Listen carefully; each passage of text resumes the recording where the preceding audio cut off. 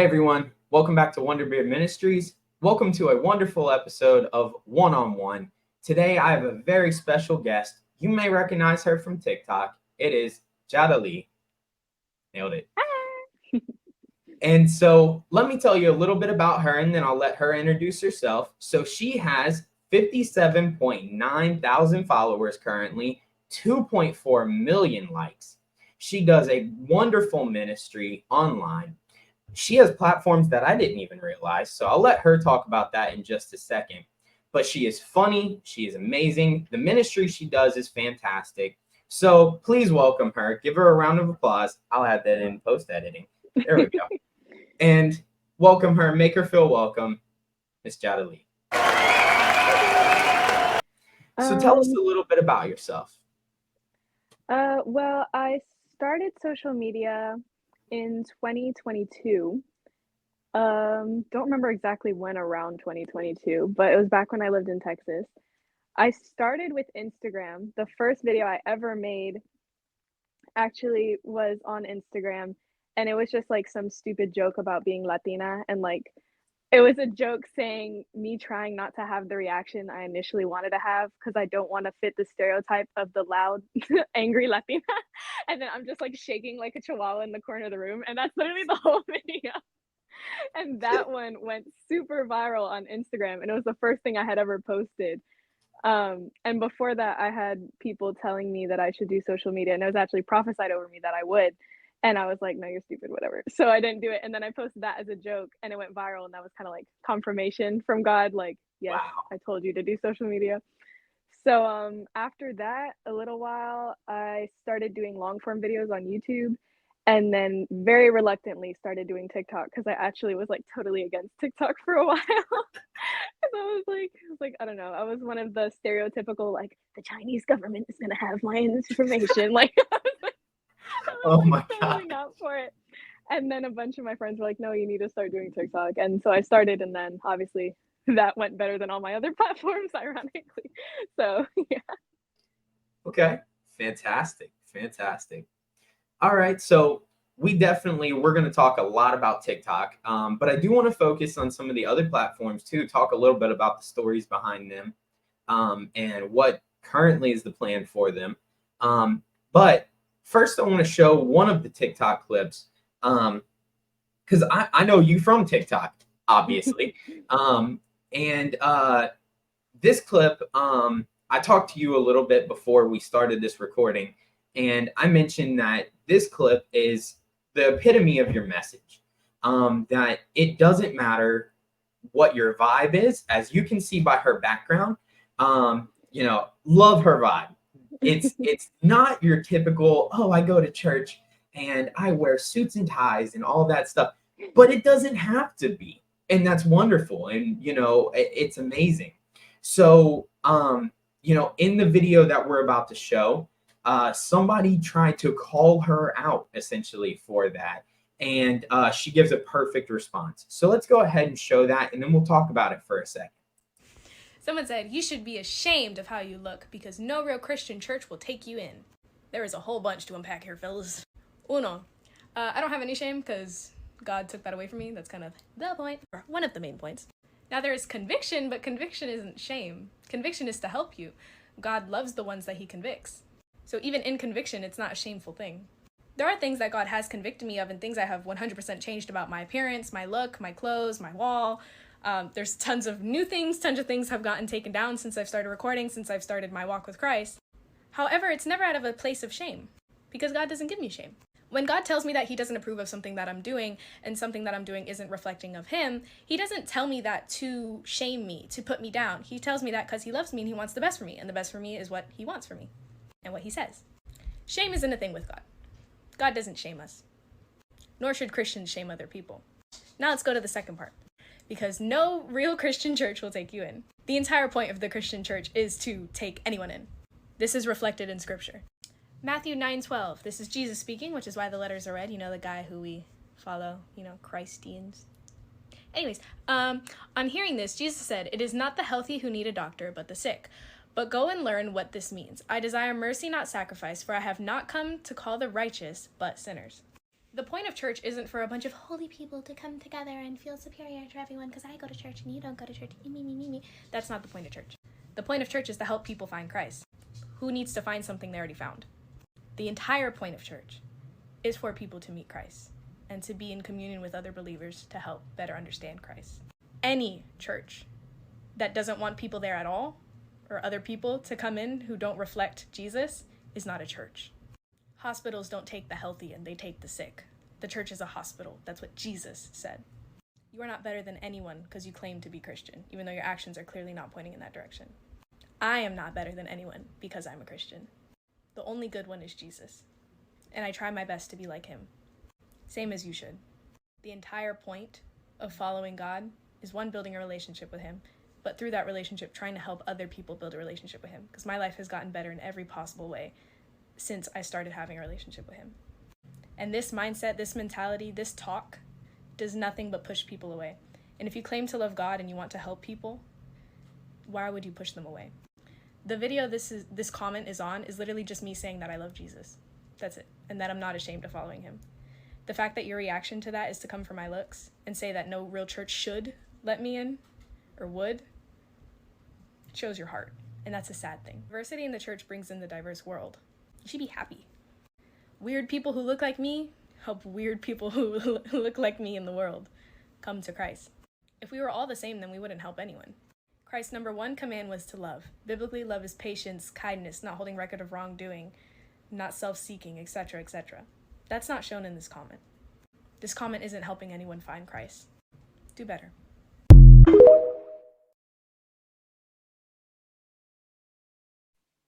Amen. Amen.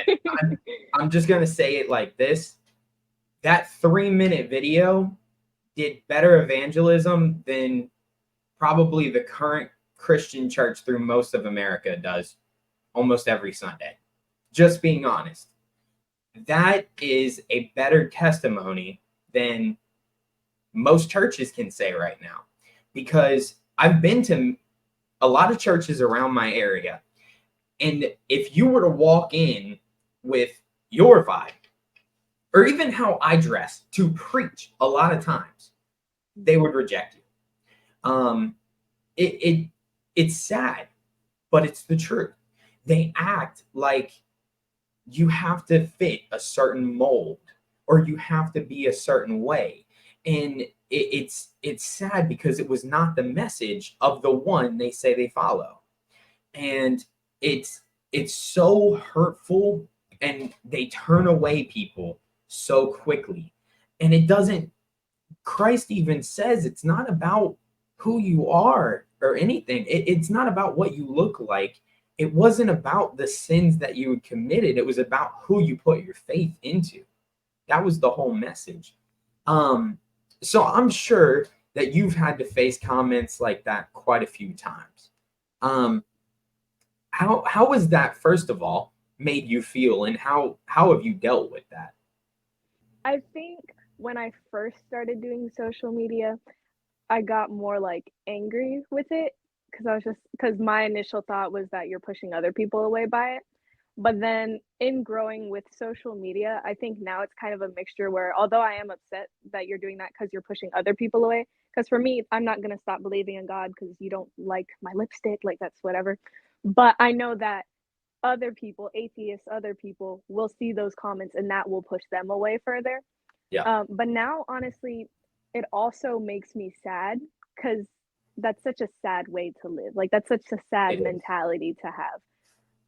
And to think of all the wonderful people that you can meet and the things that you could learn if you opened up yourself to people who don't look like you. Like what joy is there in only being with people exactly like you? That seems boring. Absolutely. Pushing people away, and especially pushing people away from a relationship with Christ, when, as you even said, that is the whole point. Number one point is to build a relationship with him yourself, but number 2 point is to help others build a relationship with him. That is perfect evangelism right there. And to know that people are actively saying they have a relationship with Christ, but then pushing other people away from that same relationship, it's so terrible. it is so terrible to know that that is currently what is going on, and that people are trying to break down someone who is building up a ministry. It's horrible. So, and I don't have that same exact vibe, but at the same time, I've gotten things like that. So I do a series called Pray with Players, where I go down to the one of the local ballparks, Cincinnati Reds. I'm in Cincinnati, Ohio. Big fan of Cincinnati Reds, and I'll pray with players down there. I hold up a sign and just ask players if they want to pray with me. I posted one of these videos to TikTok, and I got a couple comments like, "Why would you even post this? Nobody cares. Nobody wants your religion. Nobody wants you to force this on them." Never forced it on anybody. You can just scroll on past the video if you don't want, but these videos will constantly bring in people saying stuff like that, but what hurts more is when it comes from within our own church. Yeah. It's harmful. But let's get back on the track, because I wanted to show that one clip, but now I want to get to know you a little better. I want to know how we got to this point where you are doing such a wonderful work for our Lord and everything. And I want to know about you. So let's begin with your testimony. So first, I want to start with your upbringing. Growing up, would you say you had any influences religiously, either towards religion or away from religion, whether it be Christianity or not Christianity? And what did your upbringing look like in general? So I grew up in South Florida. I'm a Florida girl. Um, I grew up in church actually, and yeah, I was like super duper involved in church. Little 9-year-old me was like running stuff. I was on the worship team like for the big service. I could sing. I don't sing on social media yet because I'm trying to get better microphones because the AirPods aren't going to cut it for that. But yeah, so I can sing. I was like leading worship at 9 in church, and it was actually a fairly big church. I've always been a part of not social media, of church. But yeah, so South Florida, somewhere very diverse. I think that's one of the reasons that I am so comfortable expressing myself in the way that I do. Like in Florida, there's literally everything and everyone right next to each other. Like there will be Yeah. the ghettoest of ghettos, and then literally a street, and then there's like some rich person, and you're like, Wow. okay. And then there's an alligator under your car, and we're all just like, this is normal. Like we pretend like this is just a casual thing. It's not very like sectioned off like a lot of other places that I have been.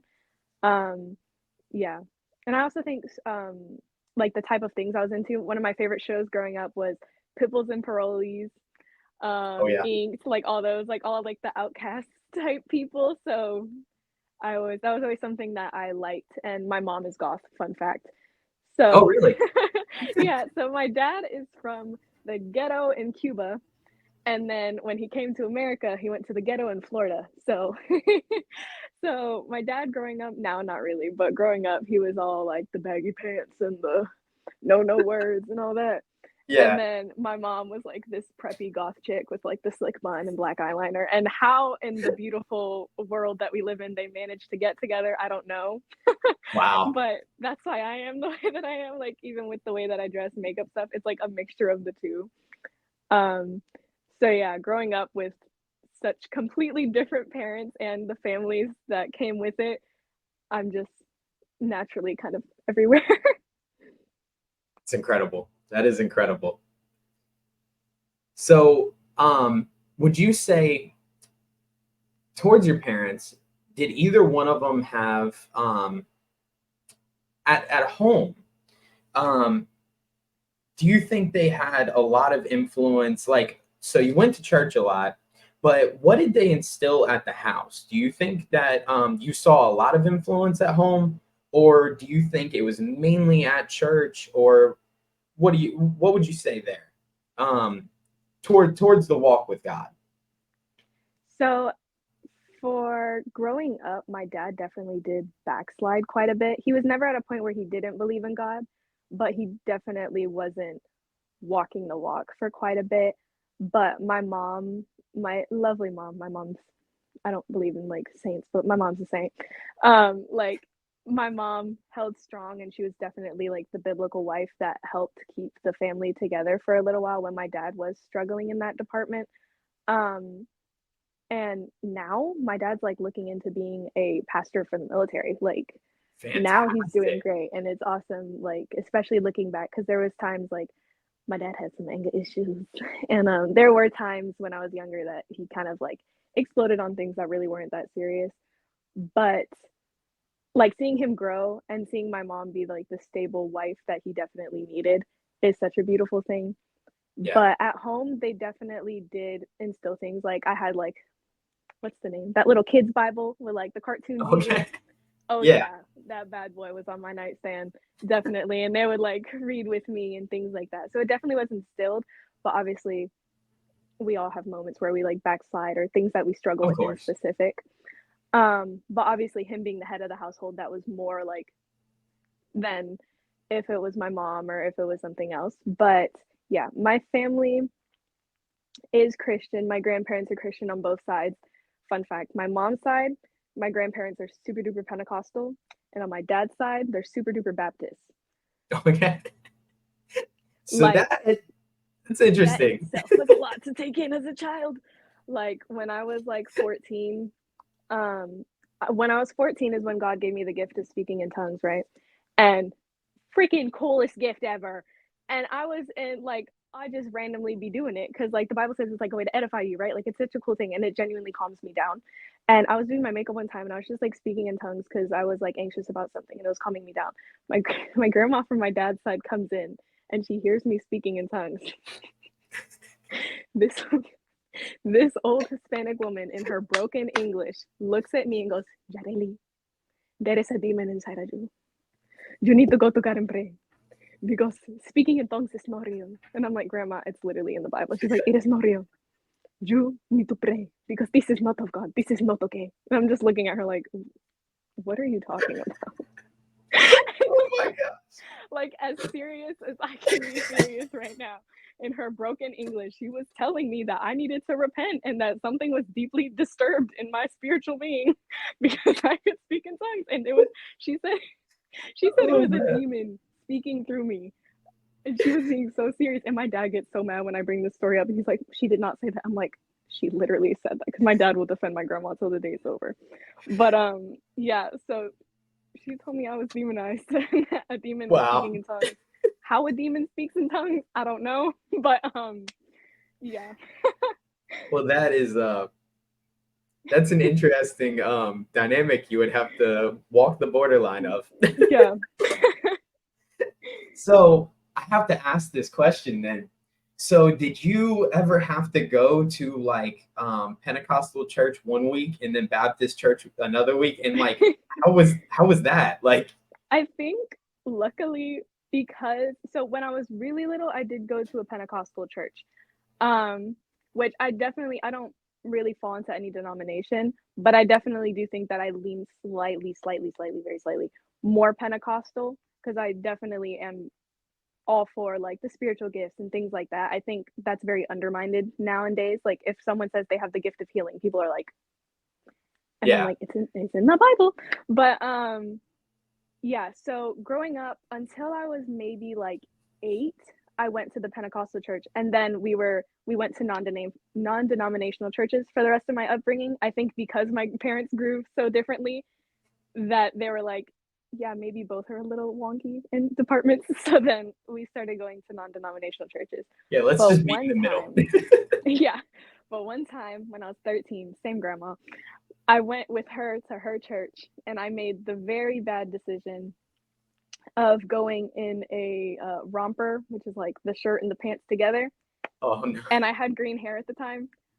I'd never been to a Baptist church. I thought my grandma was just crazy and she was the crazy one in the church because every church has like the wonky person, right? I Mhm. thought she was just that one. I didn't think this was just the church. So I go with green hair and pink pants. And I walk in, when I tell you the entirety of this church turned around and looked at me like I was the embodiment of Satan himself. And they all just went like this. It was a bunch of old Hispanic people, and they were all just like this. Oh yeah. And Yeah. it was like dead silence. Like, I don't know how they sensed me coming in, but they all in unison turned. Like, I thought it was a cult. I was so scared. They all just like, whoomp, like together. Yeah. And then I left. I was crying. It was a whole thing. Like, people kept Oh my like, gosh. no one would even talk to me. It was so weird. Because my grandma talks to everyone, right? That's where I get it from. So she's talking to everyone. Oh, Tuti, hello, da da da da. And she's talking to everyone. And they would like say hi to her and then just be like, what did I do to you? I'm 13. But yeah, so That the is whole social media fantastic, hate is but not a new terrible. thing. Oh, now it's funny. I cried so hard that night. Now it's I hilarious. can imagine. I can imagine. Oh my gosh. So I can relate a little bit. But on the opposite side, so I grew up Baptist, like purely going to Baptist churches. I mean, when that's fun. we went to church, we sat down, you don't say a word. Like if somebody said amen, you kind of look at them like, How dare you? how you doing? Like, don't speak. That is Don't so speak. funny. Like, you wait till the end, and then you might like say like amen or something at the very end of a sentence or something. You don't shout, you don't clap, you don't do none of that. You That's sit crazy. down, shut up, you listen the whole time. That's it. It's over when it's done, and you all leave. You gossip at the end. That's it. Nothing else. That's the all. hypocrisy is what always makes it. Yeah, so good. yes, it's always high, right? But no diss to anybody that might be watching this from that church. I'm just saying in general. But anyways, so the funny thing was I was so used to that, like so used to like you go to church, you just sit down, you stay quiet, right? Mhm. And then I went to my first Pentecostal church. Bro, I was not prepared at all. At all. I went, and so it was after me and my wife got married. And my wife, she grew up kind of, I don't want to say church hopping, but she had been to quite a few different types of churches. So she had visited Pentecostal churches before. So she knew what was going to happen. Yeah. And she didn't tell me a freaking word. She just decided, let She this didn't warn happen. you? Yeah, she didn't warn me a single thing. She decides right before service is going to start, she's going to go to the bathroom, right? So she leaves me in the pew, and I'm sitting there like I'm expecting service to start, and I'm just sitting there like, okay, music's about to start, we're just gonna sit down, be quiet, and everything's gonna be fine. All of a sudden, the bass kicks in because they had bass in the church. I've been to concerts that didn't have this much bass. The bass kicked in, and it felt like it just went through my body like boom. Like when you feel it in your ribs. Yes, I felt like somebody hit a gong against me. Like it hurt. And then all of a sudden, these people get up and they just start going nuts. I mean, they are like jumping. Did they do the Pentecostal two stomp? Yes, yeah, that, but I didn't know that existed. And then there were two people specifically that took me out. I had no idea what was going on. And then I saw them and I was like, this ain't the place for me. I need to get up out. I don't know what's going on. I'm scared. And it was number one, there was this lady that I had previously seen walking in.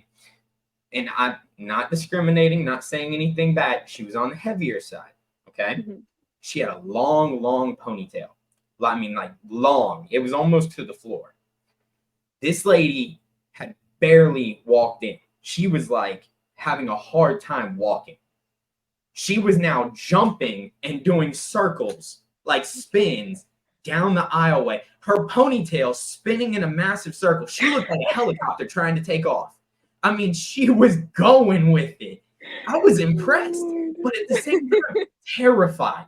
I mean, absolutely terrified because I'm not used to none of it. Did they start like just laying hands on you without even asking first? Not yet. Not yet. We haven't gotten to that part.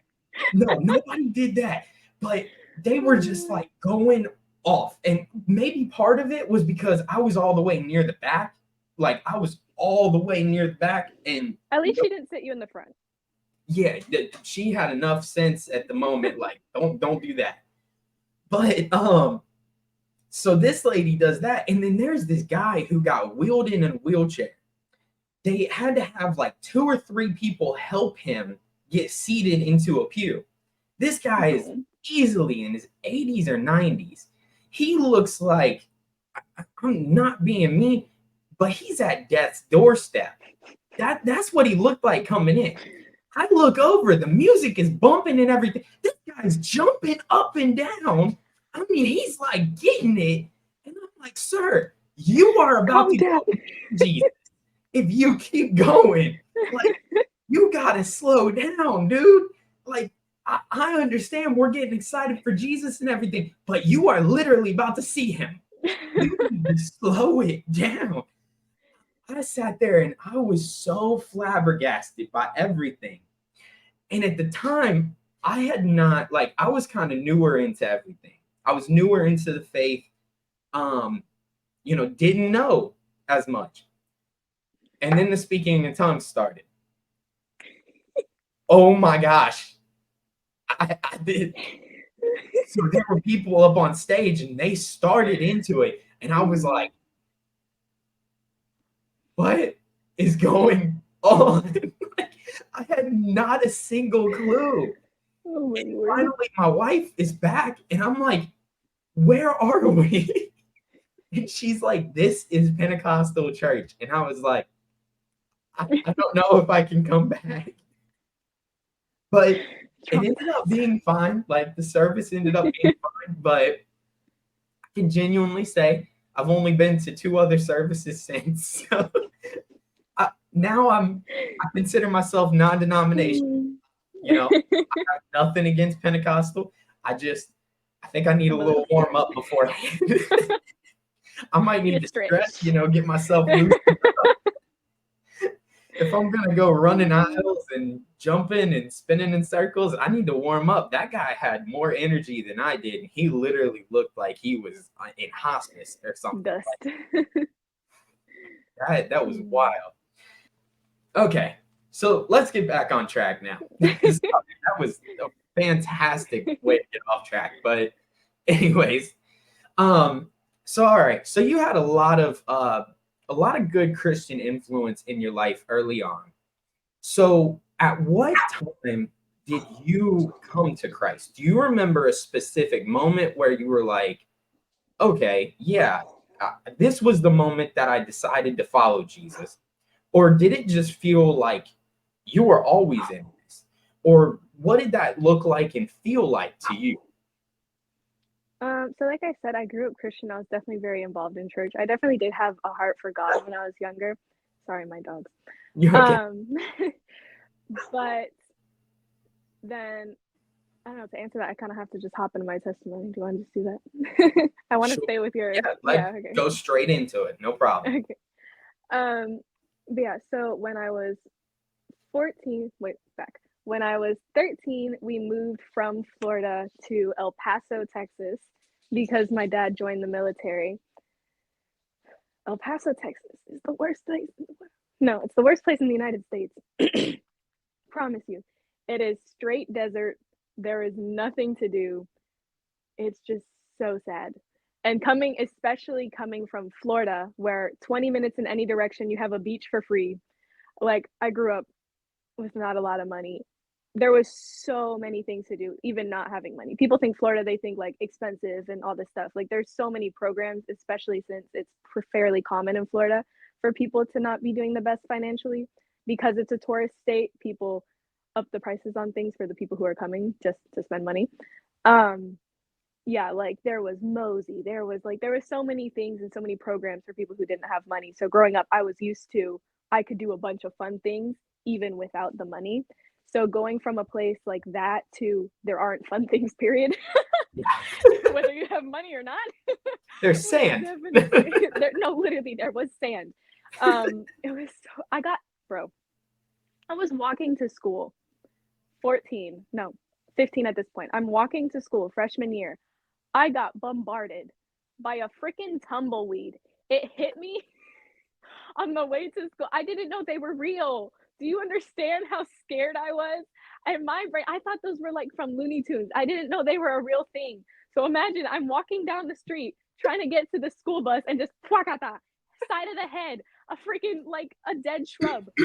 Like and I'm looking at it like, you exist? Like I felt like I had just seen a unicorn. I was so like confused and scared and in pain because they have thorns.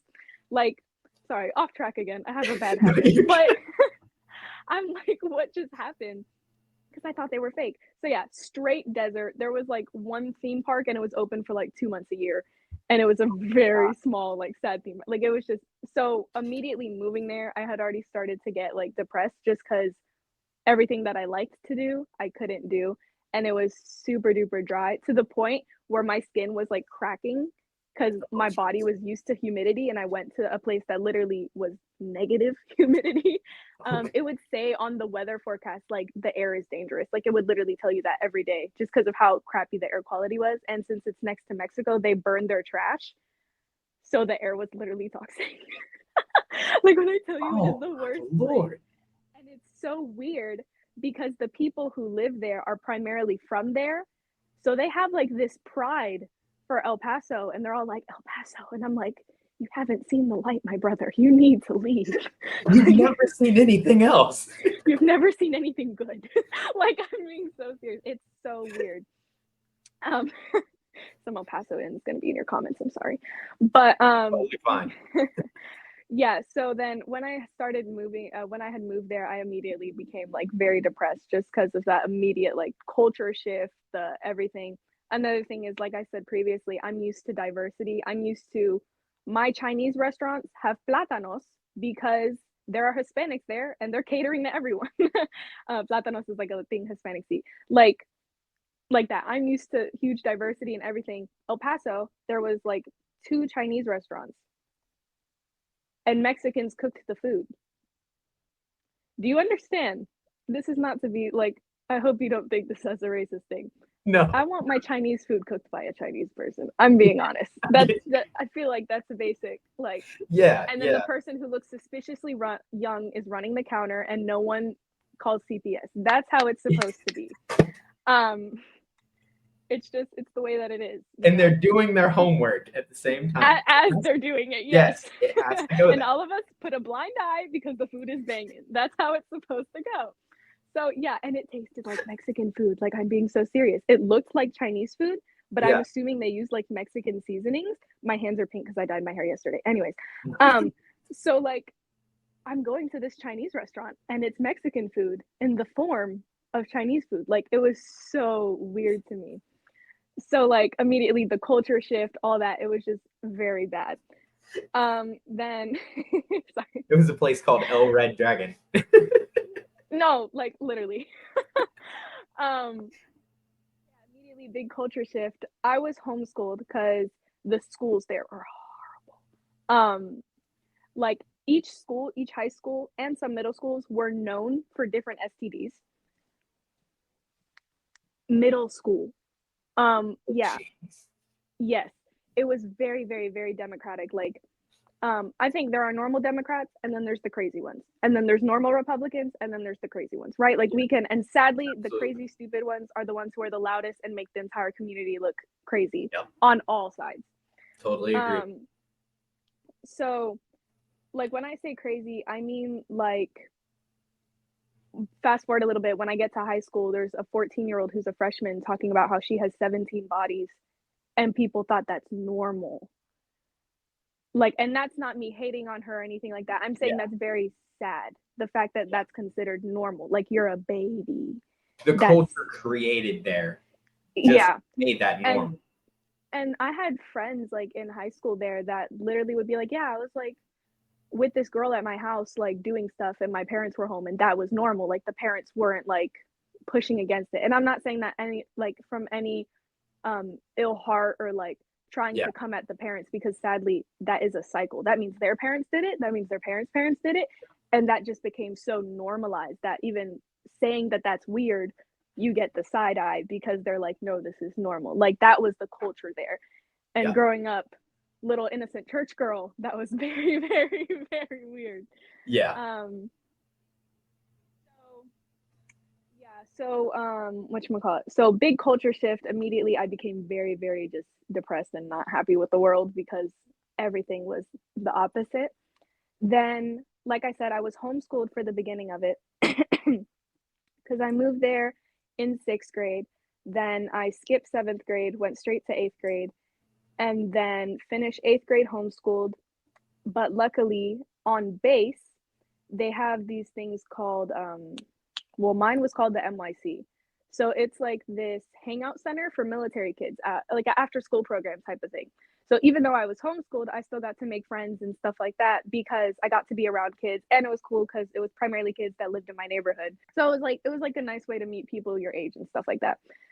So I went to that, and through that I made friends and whatnot, and I became friends with a guy, and he was my guy best friend, whatever. And by the time I was 14, we had hung out a lot. Like as a group, we would go to his house and just hang out. He would do all sorts of drugs. He was a drug dealer. I am terrified of drugs. Drugs scare me. I've never done a drug in my life. I don't like the thought. I feel like in my sentient, just fully fine, I say things I shouldn't. So I couldn't imagine I get you. being like, I'm scared for what I would do. Like not Yeah. even like something happening to me. I don't know what would be unleashed, but it probably wouldn't be good. So that's been my mindset Yeah. since a child. I'm like, I don't know what y'all doing, but Yeah. so never was into that. But he was, and I never looked at him sideways because of it, because growing up in Florida, weed is a pretty normal thing. Like it's Florida. Even though it's not legal, but no one cares. It's Florida. So like I never looked at him sideways because of that, because I was just like, whatever, you do you, as long as you're not pushing it on me, I don't really care. Then when I was 14, it was like a normal day. We would all hang out, went to his house, we were all hanging out, and he raped me in a room full of people. And they were all high. I would hang out with them while they would get high, but I didn't get high, which looking back, probably the secondhand smoke was still doing something, but in my brain, I wasn't doing it, so it wasn't anything serious. But yeah, in a room full of people, they were all there. One of them asked if I was okay, while I'm literally crying, begging him to stop. And I'm like, obviously not. They're all still like, I think for a while I was very angry at them, but honestly, looking back, they were high out of their mind and drunk at the same time to add on to that. So yeah, that obviously traumatized me. And then like a week later, I went to tell my best friend, but she was actually from Florida too. So she was visiting family in Florida, and her mom had one of those tracker thingies on her phone. So any text she got, she could see it. And I didn't want to tell her because then her mom could see it and possibly tell my parents. And I didn't want to burden my parents with that. Not in the sense of like, I think they wouldn't help me because my parents are amazing, but I didn't want to hurt them with them knowing that their child had gone through something that like horrible, obviously. I wanted to protect them pretty much. And so I told my other friend, and turns out she had a big old crush on my guy best friend. So she got angry at me for the fact that he raped me, because that makes sense. So she decided to tell everyone that I was planning on accusing him, like falsely accusing him, like lying about being raped. So she tells everyone this whole story. Like, I don't exactly know all the details that she made up, but she ends up telling everyone this entire story about how I was going to pretend to be raped and da da da da. And I was trying to get him in jail because I got mad at him for something. And I'm like, what is happening? So for the next year, or excuse me, for the next 2 years, every single day, I was getting death threats. I was getting like hate. I got Instagram when I was like just turned 14, I think. So like my stuff was getting blown up, and it wasn't a big Instagram. I had like 100 followers. Like it wasn't like, that's nothing for Instagram because all those like fake accounts follow you the second you get Instagram. But like yeah, I was getting all kinds of stuff. looking back, I was trying to figure out like how this guy had so many friends. Now as an adult, I'm like, oh, these were probably just the people he was selling drugs to, and they wanted drugs, so they were gonna do whatever he said.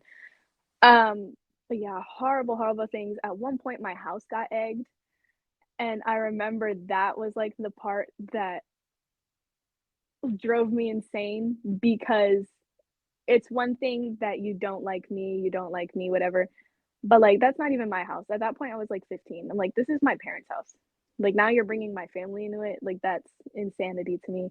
And I remember my parents had asked me, they're like, hey, like, did something happen? Is anyone mad at you? Like, we're not going to be mad at you. We just want to know, like, our house got egged. Like, what's happening? And I still didn't want to hurt them. So I like lied, and I was like, no, I don't.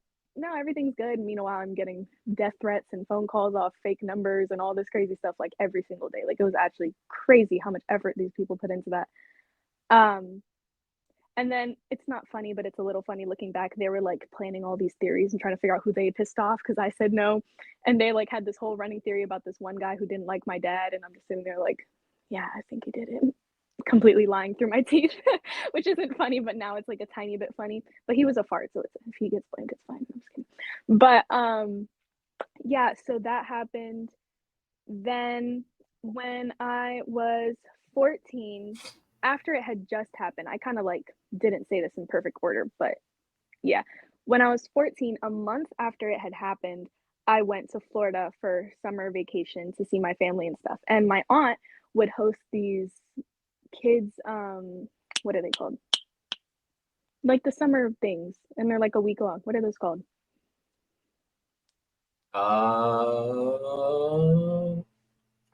It's My like, my mind went to camp, and I don't think it's yes, camp. yeah, it was like Summer camp. like a summer camp. Yeah, it wasn't an Okay, overnight thing, but it was just like a fun little summer camp thing that her church would host.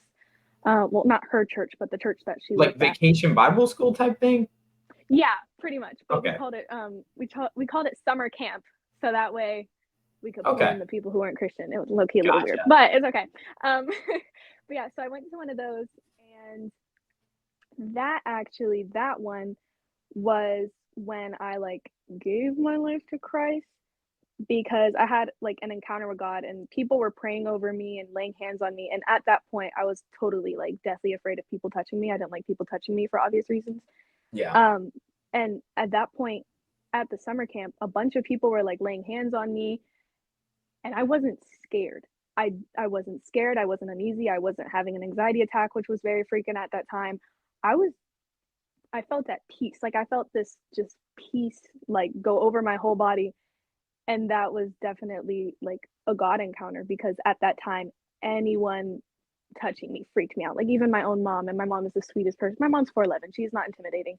But at that point, like, her hugging me would kind of like eat, just because of yeah. what I had gone through. Um but yeah, so that was like my Jesus encounter. I gave my life to Christ. I got baptized.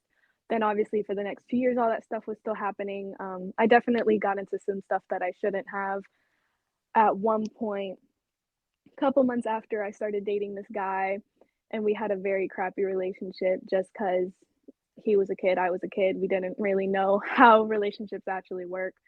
Um, and we were sexually active, not out of a place where I really like wanted to. It was more out of a sense that I felt like I had to, because Yeah. someone who I was so close to pretty much treated me like a Smegs toy. I'm not trying to get you banned, even though I already said the R word like 9 times. Sorry. You're all good. Um, No worries. but like, yeah, someone who knew me so well, because obviously that was my best friend who did that to me. He knew me so well, yet in that moment, I was just an object to him, like an Yeah. object for his satisfaction rather than a person. Because of that, like, unknowingly, it warped my mind into a place where I honestly thought that that was all I was really worth. And living in a place that was so sexualized, I would like literally doing nothing, just minding my business. I would get sexualized for absolutely everything. And I do think people in general get sexualized, Yeah. men included. One thing I hate is when people act like men don't get sexualized. But in that place, it was so like normal, and it was so disturbing. Like, at one point, I was walking through the halls, because freshman year I started going to a normal high school. That's where I found the boyfriend. Sorry, I forgot to add that. No, But you're fine. at one point, I'm literally just walking down the halls. I'm a freshman. Some senior comes up to me and tells me I have good sucking lips. Like casual. I had never talked to this guy. I didn't know he existed. He didn't know I existed. Just walks up to me and says that. Like that's how normal that was. And I tell my friend because I'm like, Crazy. literally, what just happened? And she's like, yeah. And I'm like that's how normal it was. And especially like the way that I got treated over there, looking the way that I do, it was that just kind of heightened my mindset at the time because I'm like, even people who know me are just like talking about the way that I'm built, talking about my body and all that. So that was something I still struggled with even after I accepted that God was real. It was just my mindset at the time. So it was this weird, I lived in this weird like dual mindset where I was like, God loves me, I do believe in God, but I was still very much living with a mindset that wasn't of God. God does not think that I'm just worth my body. God does not think that I'm just worth how I could satisfy a man in that department. God is not, that's not God, right? Yeah. And so I lived very like kind of lukewarm for a while until I was 16 and again went to the Bible camp thing. But at that point I was a helper because it was more for younger kids. And people were praying over me. And I was at that point I was starting to better my understanding of the word and stuff. And yeah, so at that point I had started like bettering my understanding of the word and stuff. And I went to the camp again and people were praying over me again. And then a bunch of the pastors, wait, backtrack. I had been hearing God telling me to do social media. And I was like, you're crazy. That's stupid. So I was like not listening to God at all. But it's funny looking now, but at the time I was like, I'm not gonna sit in my room alone talking to a camera. Like that's stupid. Like that's cringy and weird. I was like, I'm not I doing feel that. you. And now like it's funny, like it's so awkward now that I'm married. Like he'll be in the living room and our door isn't there. So we need to get a new door for our room to section off our room from the living room. So I'll be sitting on my bed making a video and he's like on the couch and I can see him. And I feel so stupid, even if what I'm saying is good, because he sees Yep. me to a phone. Like I just look stupid. Like it's so weird. Like now obviously I've accepted it. But even at that, I'm like, I feel so dumb right now talking to a phone. I get you. Have you ever? Sorry, I'm gonna let you get back on track, but I have to ask you this question. Have you ever tried like vlogging or anything? I've thought about it, but in all honesty, one of the things kind of sort of going back, God has called me to talk about more political things as well. Currently, I'm more in the Christian sphere, but I actually started off doing political stuff after the one like joking meme video. And I know one of the things that also was prophesied over me was that I was going to go worldwide, that I'm going to be a big voice in the anti-abortion sphere, and a bunch of things like that. So I don't like doing any content that kind of gives you a picture of where I'm at. Understandably. Because I'm not trying to get off. Yeah. So Makes sense. And I'm not 21 yet, so I can't quite yet. So, very cautious. That's why almost all my videos, the background is just my wall. And it's so heavily decorated that no one can even figure out what type of wall it is. So, Yep. That's the plan. Gotcha. I have thought about it because I do think it would be entertaining, but I'm like, Yeah. The reward is not. The reason I bring it up at all is because like some of the videos I've done are like vlog style videos and I'm out in public. And bro, I hate being in front of people. Really? The fact that I preach and I do all this stuff, I hate being in front of people. And then you pull out a camera in the middle of a crowd and you're just like, hey guys, it's me and I'm doing this. And everybody looks at you like, the heck are you doing? Like it sucks, but it's also awkward. like, it is really fun in a way, but oh my gosh, it's even worse than like in your room, because at least that's in your room. You feel somewhat stupid, private, but, yeah. But like in public, everybody's like, moron, what are you doing? Yeah.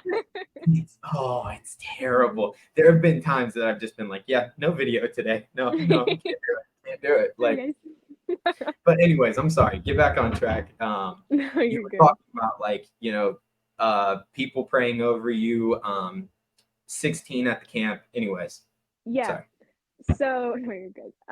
So at that point, I had already heard God telling me to pursue social media, and like I said, I was like, no, this is stupid. Like I'm gonna look like a loser.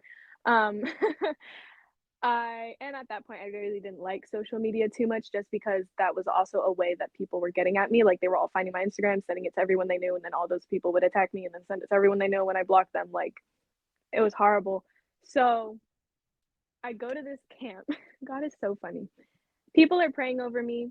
My aunt makes a mention of me being influenced in the anti-abortion sphere, and she had already known that that's something I'm passionate about. And I had posted, like, I would post like some stuff on my story, but never like actually to the public. So I was like, whatever, that's just my aunt being like, your family's like, follow your dreams even if they don't believe in you, like Yeah. that's what my brain was saying. So I was like, whatever, that's just my aunt. Tell me why God has to like expose me. And then a group of 7 pastors who had like my pastors, co-pastor, pastor, like a bunch of pastors who I had never spoken to ever in my life, did not know my name, come up to me and is like, God told us that he told you need to start social media and you ain't listening. And I was like, you just finna tell them my business like that? Like they ain't need to know. Like That's incredible. That's my business. Incredible. What are you talking about? Like I was like, looking back, it's funny, but I was low-key so offended. I was like, they don't need to know that I'm being rebellious. Like this is between me and you. Why are you bringing out outside sources or bringing in outside sources? So I'm like sitting there just big doe-eyed, like deer in headlights. How do you know this? And then they're like, yeah. So then I start bawling because I'm like, dang, you're right. And I've been disobedient.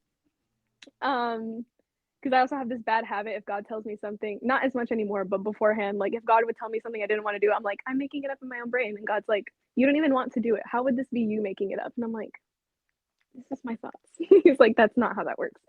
But so they all start praying over me, and then that's when they started prophesying over me, and they were saying that I would go worldwide. I have the paper, actually. I still have the paper. I wrote it down that night. I've had this paper for almost 3 years now. It is, there are going to be people so unique, only I can help them find Christ. I'm going worldwide. I'm going to be an influencer and anti-abortion activist. That's what they had prophesied over me. And immediate bawling. I still didn't make videos for about a year because I wanted to study more. So at that point, that's when I really started honing in on my knowledge of the word, and I started studying and watching videos and all that. And then when I had just turned 17, or a little after I turned 17, that's when I made the first video, like the jokey Latina one, just to test the waters of like social media. And then that one immediately skyrocketed, and I was like, okay, this is confirmation from God, like it's time to start doing what he told me to do. Then I started immediately going on this is a little after this was 2021, or no, beginning 2022. I had started doing posts on abortion. A couple of those went viral, got lots of at that point my family still didn't know like the whole rape situation. And it was really funny because I would get comments all the time being like, as a rape victim, like this is why I don't believe that. But I couldn't be like, well, as a rape victim, like it's still not okay, because my family didn't know. And I remember like this little like feeling inside my bones, because I was like, I can't tell you, but I know what you know, and I know. That's like, and like things like that. But yeah, that's when I started doing social media. Then a little while after that, I started doing the YouTube stuff. That's been good. Looking back on some of my older videos, I was definitely really mean. And I'm like in this weird middle ground where I'm like, what I said was technically correct, but I said it in a mean way, and I don't know if I should take them down. And I'll like watch them and I'm like, you're right, but you're also like low-key mean, a fart face. Aggressive. So yeah, like aggressive. Yeah, then like I said, reluctantly I started doing TikTok, and here we are. Yeah, well, I would say it's paid off. 57.9 thousand followers and 2.4 million likes. Yeah, that's worked out well. Um, so so first of all, thank you for sharing all of that. Obviously, I know there's got to be some level, where even thinking about that, it's got to bring some uncomfortableness. I won't say pain, but uncomfortableness. Um, and but the important part that comes with the testimony that where you're honest about everything that's happened, even the uncomfortable parts, is that it can connect with somebody who is wondering, well, why did I have to go through this? Or, well, why did this happen in my life? Or, maybe they're still struggling with getting past something that's happened, or, whatever. It can be a testimony to them, especially. And, I have people in my family that have gone through situations similar to yours and things like that. So being able to step up in faith and in such bravery to tell that, it means a lot. So thank you for that. It's definitely, it's going to be a help for a lot of people, and you're very brave to tell that. Thank you. Of course. So it is very incredible, though, to hear how God kept essentially screaming at you saying, hey, start social media. And, it's super interesting that the very first post is about Latinas and Chihuahuas, and that takes off. That's basically a confirmation that you're supposed to do this. And then all of a sudden, here we are, not that crazy far after, and you've had massive growth for as I like to say, a very particular market for what you do and for what we do. Essentially, you have a very particular market, yet you've hit that market perfectly, and people have been drawn to you for a very good reason. You've done great with the ministry that you've done. You've been very faithful in it. And every video that I've seen, I've agreed with the message that you've put out there. So I think, I think the answer is pretty obvious to this. But with the content creation, what would you say has been one of the biggest points to you, like one of the biggest impacts for you in your life that you've seen come out of it? And then also, how has the reaction been from a lot of people, more from the positive perspective? We've talked about some of the negative already, but more from the positive. Let's talk about some of the people that have come to you and said positive things. What has that looked like as well? So how has it impacted you, and how has it impacted people positively? For me, I think it's definitely helped in my relationship with God, like doing social media, because I'd be lying if I didn't say sometimes I feel like I'm not helping enough just because the hate does get overwhelming at some points. Not to the point where I would stop doing social media, but at least like take a little break. And then I'll get like DMs and I'll get people, and it's definitely helping me like just remember to trust in God, honestly. Because sometimes I'll get a thought, or I'll get like God telling me to post something, and I'm like, this isn't gonna, what is this gonna do? And I'll kind of like not listen to him in the quickness that I should. And then when I do post it, I'll get people telling me that that really helped them like understand something about God or things like that. And then that's definitely helped me to trust God more, because sometimes he's going to tell you things that make absolutely no sense to you, but you just kind of have to take that leap and do it. As for ways that it's helped people, I think family wise is one of the things that hits me the most. Even though I have never struggled with my family, like not liking the way that I dress or anything like that. Like I said, my mom's goth. Um, Besides my grandma on the Baptist side, obviously. um, Yeah. oh no, funny story actually. this is like the 10th one, sorry. But anyways, No, you're so good. one time she was staying at my house and I didn't want her to sleep on the couch. Obviously, she's old. So I'm like, you can sleep on my bed. I'll sleep on the couch. And she goes, okay. And she comes. I wake up in the morning. This lady had raided my kitchen, stolen all of my rags, and she put a singular rag over every skull in my room. Oh my God. Keep in mind, including the fake ones. Plastic made probably from a melted plate or something, like recycled shoes. I don't know. She puts a rag over it and she goes, they were looking at me in my sleep. It is very creepy. I don't like it. It is very, I don't like it, the juju. And I'm like, I somewhat kind of can understand the real ones because, like, at one point that was whatever animal it was. Yeah. Okay. Fair But enough. the plastic ones from Walmart during Halloween, that was the ones that freaked you out. That you could not sleep with them looking at you, even though they don't have eyes.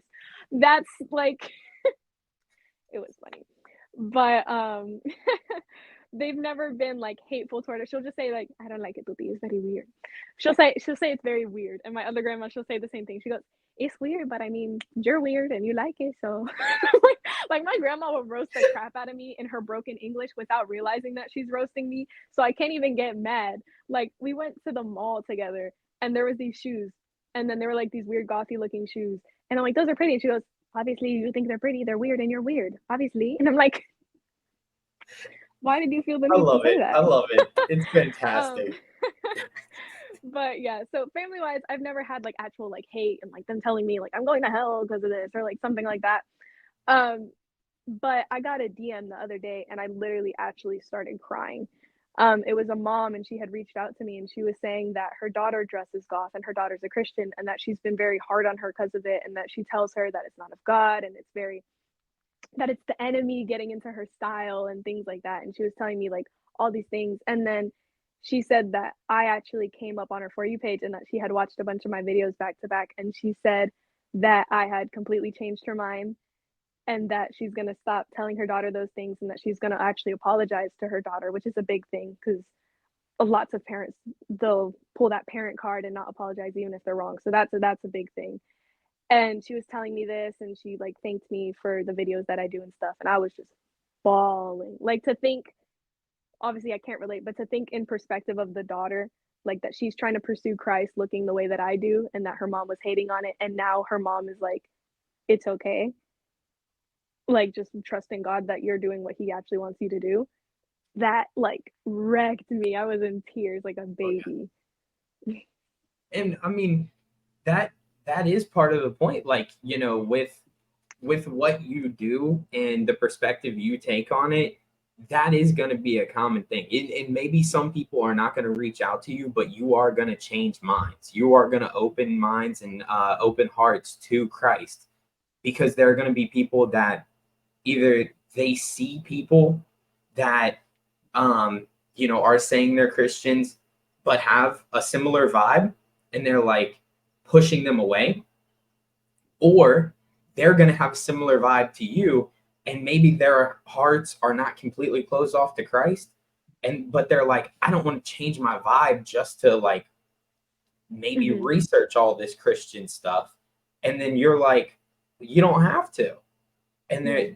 it completely blows their mind because they're like, well, I thought I had to change everything about my Mm-hmm. life. And then come to find out, hey, maybe not everything has to change. Maybe you can keep some of the stuff that you like. It just, you can't keep all the sinful stuff. You got to change some Mm-hmm. of that stuff.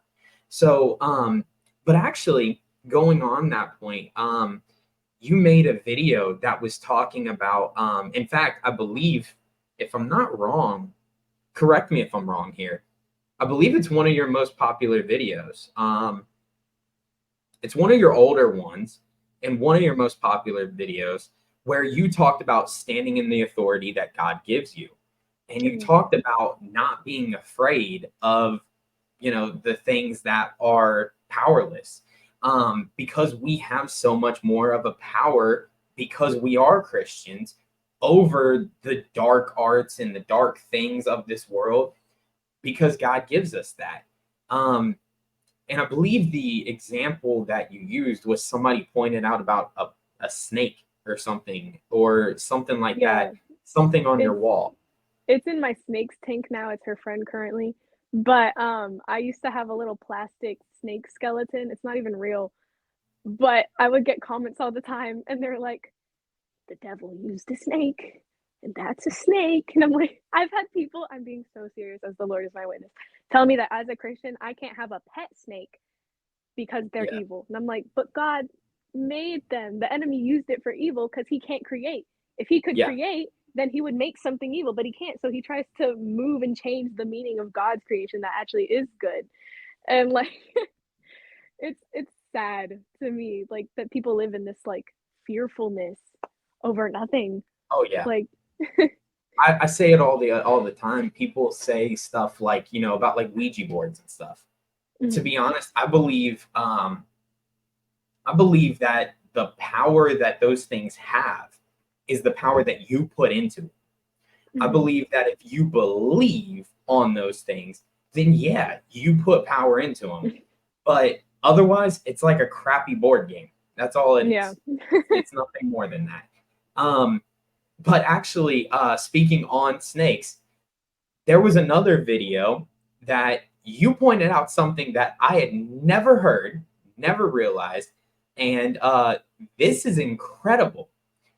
That you showed the evidence of snakes previously having legs Mhm. because of the little, as you said, booty fangs. Yeah, Love, booty fangs. love that. Um, but never knew that before. And I mean, like, this is the kind of content that you're putting out, and it's like it's it's apologetics content in such a simple form, but such a good form that it's gonna reach people, and they're gonna be like, one of the biggest questions coming out of the Adam and Eve story, out of Genesis, is how did something that we have, Current maybe day. most people don't know there is evidence that they had legs at one point. We have no evidence that they had legs. Why was the punishment that they had to crawl on their bellies when they already do that? And you're now showing like, this is why they had legs. This is the evidence with your own snake. And it's like, Yeah. dude, the content that you make is so great. And to know that God was pushing you towards this, I think you see the evidence of how big of an impact you can make. And I think it's very inspirational because there might be people that watch this video that God is telling them the same thing. Hey, you're supposed to do this, or I want you to make an influence. Maybe it's not towards content creation, maybe it's something else in general, but you can never imagine the impact that you can make Mhm. until God is involved. Yeah. Um, I suck as a public speaker in general. I Terrible. disagree, but okay. Thank you. But in general, before I was terrible. But then I got my call to ministry, and I did all the typical things that Moses did. I was like, no, nope, I can't do this. No way. Backed out as much as I could. I used every single excuse I could, and I mean, I was throwing the book at God. I was like, no, no, no, no, no, no, no, no, no, not for me, not for me, You're not trying for to me. use the You L called word the against wrong person. Sorry, buddy. Nope. And I them. used everything I could. And then when I finally did it, it was like, I mean, we talked about the gifts. Baptist background, wasn't taught a lot, but then all of a sudden, I've seen evidence. I've seen evidence, and I got up and spoke. The very first time, it was like just all of it came out. It was like I was not the one speaking. He Mhm. began preaching through me. And every time I've preached since, as long as I've went into it with the right heart. I think there's been Mhm. once or twice that maybe I didn't prepare enough, maybe I didn't have my mind right, and I kind of struggled a little more. But as long as I've went into it with the right heart and everything, I've preached, and I swear to you, it has been not me speaking, it's been him speaking through me. Mhm. And it's like I put myself out in faith. he takes over. You put yourself out doing something that makes you feel stupid just in a room by yourself, but look what he does. You're impacting families. You're impacting people on a grand scale. 2.4 million likes. Think about each individual human being that has had to sit there and say, okay, I'm going to press the heart button on that. You know, Yeah. 2.4 million. That's massive. Each person that has said, like, yep, I like this. And that's all for Christ. That's all for Christ. That's amazing. The impact you're doing. So if nobody has said this to you, I am extremely proud of you. I'm extremely proud of you. So keep stepping forward for Christ. Keep doing what you're doing. You're doing amazing. So I want to stop on one more point because you talked about this, and then we'll kind of get into closing. I want to stop on this one last point because I've held you up for a long time now. No, you're good. But your fiance or husband, I forgot now. My husband. Husband. He is going to be like, this dude has kept you way too long. He just walked in right as you said that. I knew it. See, I told you. You felt it in your nuggets. Anyways, so you mentioned you started studying before you were going into content creation. So a lot of people, one of the questions that I get from a lot of people is, I don't understand the Bible. I don't know how to go about studying. I don't know where to even start. What would your advice be to those people? Because when I've watched your content, I've thought she's really well versed. She's done a really good job on studying up. In many different forms. I'd say even apologetics, you've got to get a very good understanding of all of it. So how did you go about that studying form, and how did you approach it, and how would you suggest others approach it? I definitely would say don't read it in chronological order. Yeah, agreed. I've tried. Stressful, very confusing, especially if you don't already have a general idea of Christianity. It'll just confuse you because then you're like, wait, but God is love, but he's off in generations. You know what I mean? Yeah. Like it'll be very confusing. So the way I read it and the way I would suggest reading it, because it worked for me, was I read from Matthew up to Revelation, because Revelation still current day confuses the living bejesus out of me. And then from there, I read Proverbs and Psalms. I think Proverbs and Psalms are awesome, especially because Proverbs is just like wisdom. Like, if your friends are fools, you'll become a fool, etc., etc. But yeah, especially like with things from Matthew on, it explains a lot of biblical concepts that people especially get caught up on. Like the way we should act as Christians, like it talks about the Pharisees, like if your heart's not in it and you're doing the right things, then it's worthless. You're just doing things to do things at that point. But yeah, then after that, obviously everything else, you can't skip everything else because that's still very important. But for me, at least, that's what definitely helped me understand things better. Okay, fantastic. I totally agree with that. I think starting with the Gospels is the best point. And it gives you the best point of who we're supposed to be following in Jesus. So, all right. Well, I think that's going to bring us to a close. So I want to ask you two final questions in our closing here. The first one being, what would you like to accomplish with your ministry or your life in general in the next 10 years? Especially for the ministry, I suppose. And then if you could leave everyone watching this with only one parting message, what would that be? So those two final questions, and then we'll close. For the next 10 years, I definitely want to go more into talking with other creators.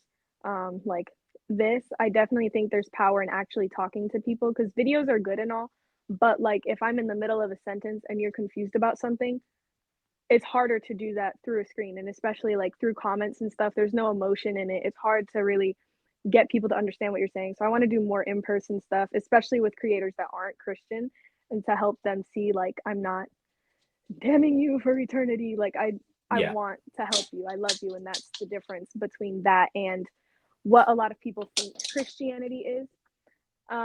Then, so I definitely want to branch out with more people, especially people who aren't Christian. And I want to go more in on abortion because that's something that I haven't gone in on as much since I started doing more Christian content, especially recently. Yeah, that's what I want to focus on more, especially. Fantastic. Okay. And then if you could leave everyone with one parting message, what would that be? Just do what God says. Amen. It's sometimes he tells you things and they don't make sense, but it doesn't have to make sense to us. You just have to trust him and know he's gotten you through it before. He'll get you through it again. Totally. I get that.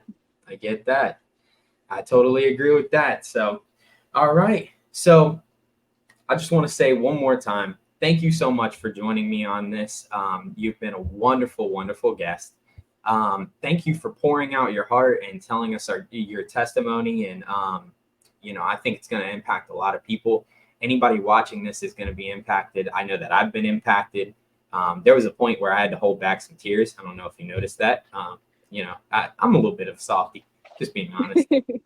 But anyways, I thank you very much for the impact that you are making for Christ. You are an inspiration, and I know you are inspiring others. So, thank you so much. And then to everyone watching, please go check out, I'll say it again, we're going to try and nail this right here, Jarilee. Good enough. Yes. All right. Please go check her out on all of her platforms. I'll have everything linked below. We have TikTok, we have Instagram, and we have YouTube. Anything else? I very sparsely post on Facebook, but I don't like posting on Facebook. So it'll just be the same things I post on everything else. So that's really right, just for my old friends. Okay. So maybe we'll stick to the other ones. But yeah, if you want Facebook too, cool. Yeah. So we'll post all that in the link in the description below. So you guys can check that all out. Definitely check out her social media platforms. Check out her videos. They are incredible. You will be touched by them. And you will laugh your butt off at some of them, as you can tell by how I laughed at many of the points of this. All right. Thank you guys for joining us. I want to close in prayer before we end, and then we'll close with that. Heavenly Father, I thank you for this day, Lord. I thank you so much for the guests that I've had on today, Lord. I ask that you bless her ministry, Lord. Touch her in a way that she can be used mightily for you, Lord, as she already is. But I just ask that you continue to expand that ministry, Lord. Expand what you're doing with her. Just let it reach all the ends of the earth, Lord. I ask that you allow everyone that sees this to be touched and just blessed by you. I ask that if there's anybody that is watching this that has not opened up a relationship with you, Lord, that at this time they come to you and they ask that you come into their heart, Lord, in your name. Amen. Amen. All right. Thank you so much for joining me. And thank you for having me. Of course. And I will see you in the next video. Bye.